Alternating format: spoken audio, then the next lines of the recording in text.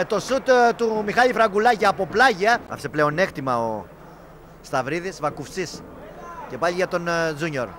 Κάνει ωραία τρίπλα ο Τζούνιορ. Βγάζει προς τα έξω για τον Θεοδωρίδη. Θα κάνει το σουτ ο Θεοδωρίδης. Η μπάλα στο δοκάρι και στην πλάτη του Δασκαλάκη.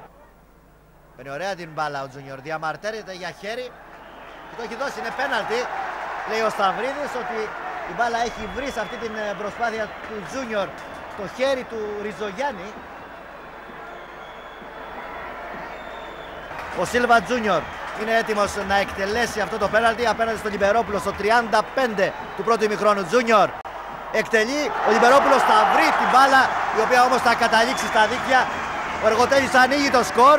Πανηγυρισμοί από το φύλαδλο κόσμο της ομάδος που έχει βοηθήσει τα μάλα την ομάδα του σε αυτή την προσπάθεια που κάνει.